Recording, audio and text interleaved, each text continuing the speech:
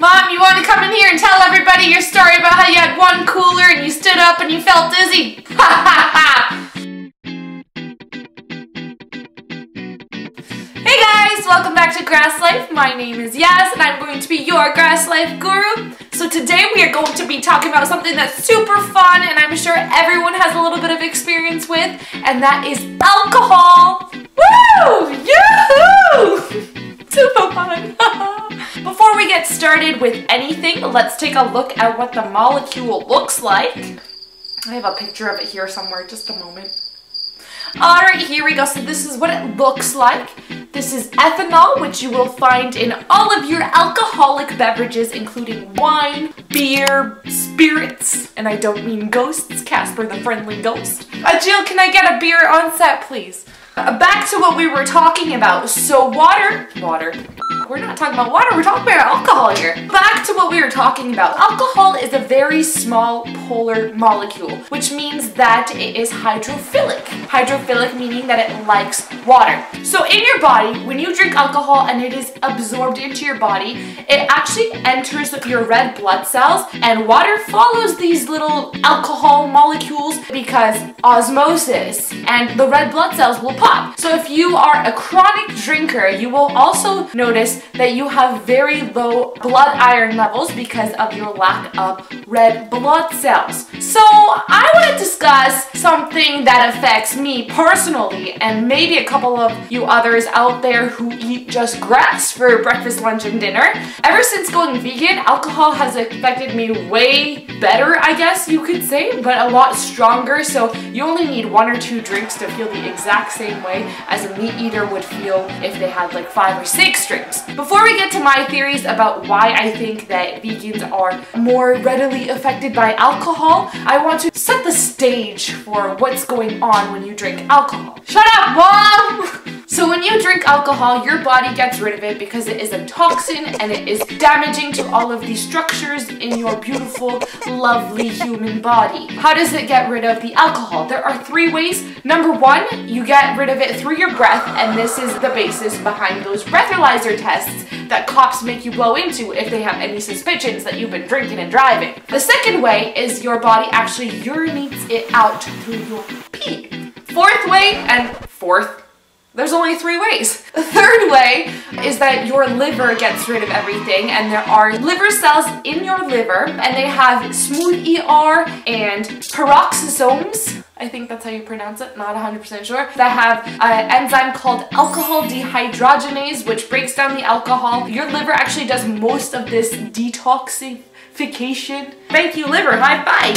So as a result of drinking more and more alcohol, your body actually will increase the number of smooth ER and peroxisomes in your liver cells. The more alcohol dehydrogenase your liver will have, and the more quickly your body can metabolize alcohol. So if you're not a very big drinker, 1 drink is going to have more effect on you than somebody else who drinks every single weekend. So a couple more factors that affect how quickly you get intoxicated upon having an alcoholic beverage are your gender. For the sake of simplicity, I'm just going to say whether you were born a male or born a female. Males do have more of this alcohol dehydrogenase enzyme, which means that they are less affected by just 1 drink. So there you go, ladies, a little bit cheaper on your wallet. Another factor is body fat percentage. So people with a higher body fat percentage are less affected by 1 drink. People who have a lower body fart.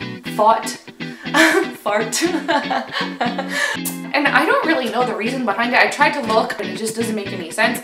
So let's just leave that for the real scientists. Another factor is medication. What are you talking about? So if you're taking any medications for any health concerns, even antibiotics, they can actually kind of mingle together and create new compounds which are stronger and could be deadly. So it's best not to drink when you're taking medications for anything unless you have spoken to your doctor and they've told you otherwise. Another factor, girl, there are so many factors when it comes to getting drunk. Another factor is that if you drink on an empty stomach, there's not a lot of food in your stomach, so the alcohol just goes straight through into your bloodstream and starts affecting you right away. If you have food in your stomach, particularly food that is high in protein, protein, it takes a little bit longer for your body to absorb that alcohol, hence you not getting drunk as fast on a full stomach. And last but not least, a huge factor in whether you get drunk or not and how quickly you get drunk is how quickly you drink. Your body can only metabolize 2 ounces or 1 drink per hour. So if you have anything in excess of that, then your body is actually just metabolizing that 1 drink that you had, and the rest of the drinks that you've had are just kind of swimming around in your body, damaging tissues and affecting your brain by giving you that kind of slurring your word. Excuse me. But let's get back to why I think vegans are better at alcohol. Why our alcohol beverage bill is less than yours. Vegans in general just have a lower body fat percentage. Again, that goes back to something with the fat interfering with the alcohol absorption, but I don't know. I'm not a scientist. Another thing is that us vegans have cleaner blood vessels because we don't eat foods that are high in cholesterol. Cholesterol only comes from animal sources, so us vegans don't have that kind of clogging our arteries and veins. With a clean passageway, that alcohol has a lot of free room to swim and enter different parts of your body and affect you. Reason number 3 is that our vegan diets aren't extremely heavy in protein. I know a lot of you think that you need a bajillion grams of protein to stay alive, but girl, that is not the case. If you don't have a very high protein diet, then your body is more readily picking up those alcohol molecules and getting you tipsy. So since we do not drink as often, we don't have that many alcohol dehydrogenase molecules in our body. It takes us a little bit longer to break down those alcohol molecules, ethanol molecules. So let's review the benefits of being a vegan drinker, shall we? Number 1, you will need fewer drinks to get as equally drunk as your meat-eating counterparts who drink like a whole bottle of wine. Number 2, it will be a cheaper night, so your wallet can take a night off and just go sit at home because you only need 1 or 2 drinks, girl. And number 3, you're gonna have equally as much fun as all of your non-vegan counterparts or less alcohol in your body. So yeah, you're welcome. Get on that Grass Life train if you want to have a cheap night out. Alright, you guys have probably had enough weirdo yas for one day, so I'm gonna let you go. But don't forget to keep on shining and just being you. Mwah. Peace out, hippies.